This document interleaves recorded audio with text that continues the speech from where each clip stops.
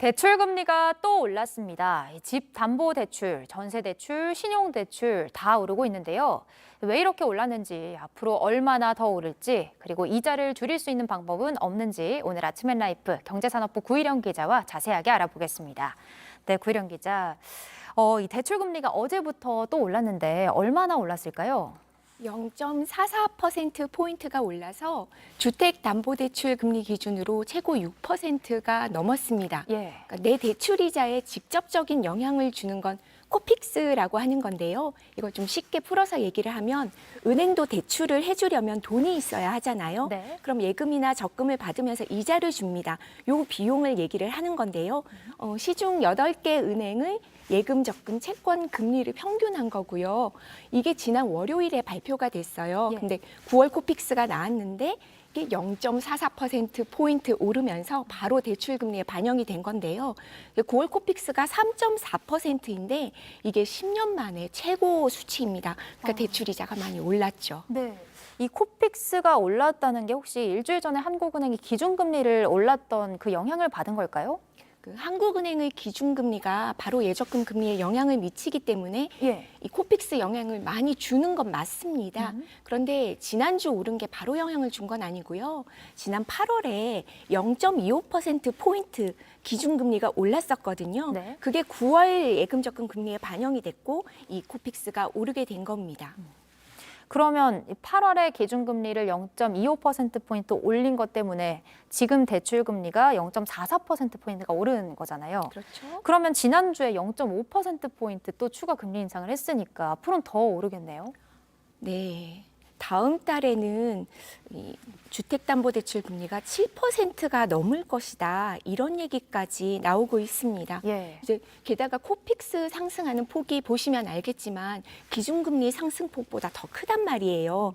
이게 예전에는 은행이 원래 돈을 어느 정도 보유를 하고 있어야 하는 기준이 있습니다. 그런데 코로나19 때문에 이걸 좀 수준을 완화를 시켜 놓았어요.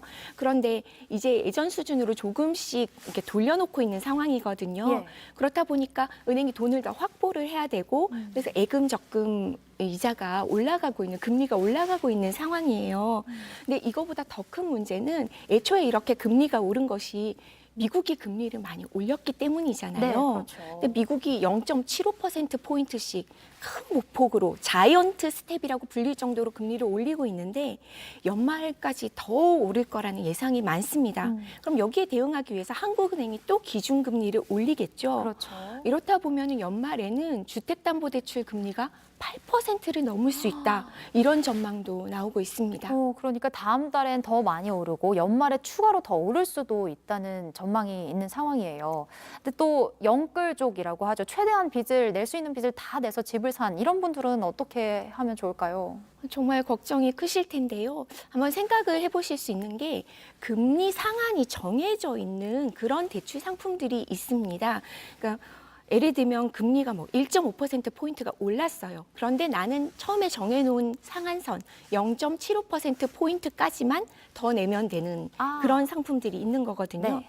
대신에 가입비를 받는데 지금 한시적으로 면제를 해주는 것도 있고 또 은행에 따라서 이 금리 상한선이 좀 차이가 있기 때문에 어디가 좀 더 낮은지 확인을 해보시는 게 좋을 것 같습니다. 다만 자격 요건은 특별히 없기 때문에 가입하는 게 어렵지는 않습니다. 그러니까 금리 상한선이 정해져 있는 대출 상품을 고려해 보면 되겠다. 또 정부에서 지원해주는 이 고정금리 대출도 있잖아요. 이건 자격 조건이 어떤가요? 그 안심 전환 대출이라고 있는데 이게 가장 낮은 금리가 한 3%대라서 진짜 인기가 많았거든요. 2015년, 2019년에 나왔을 때 대란이라고 할 정도로 신청자가 많이 몰렸는데요. 근데 지금도 받고 있어요. 그런데 지금은 신청자가 이 전체 규모의 15%가 아직 차지가 않았습니다. 왜 그럴까요? 자격 요건이 옛날보다 굉장히 까다로워졌습니다.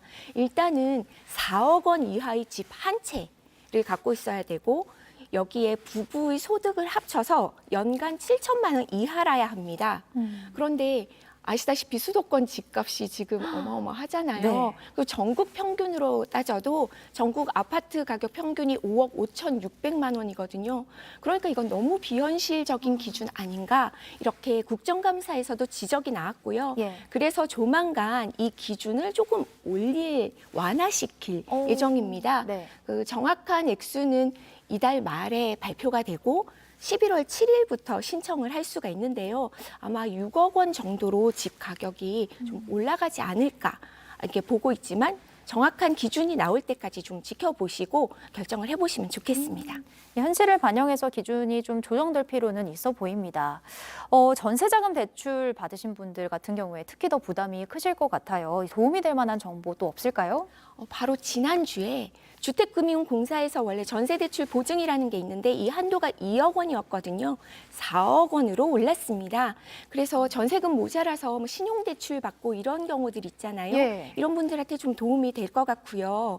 또 각 은행에서 보면은 좀 금리를 깎아주는 상품을 내놓거나 혹은 내 신용 상태가 예전보다 올라갔으면 그 이자를 좀 내려주는 경우도 있으니까 확인을 해보시면 좋을 것 같습니다. 네, 물가도 오르는데 이자까지 올라서 걱정인 분들 많을 것 같고 또 적지 않은 돈이니까 아낄 수 있는 법 꼼꼼하게 살펴보시면 좋을 것 같습니다. 지금까지 구일영 기자였습니다.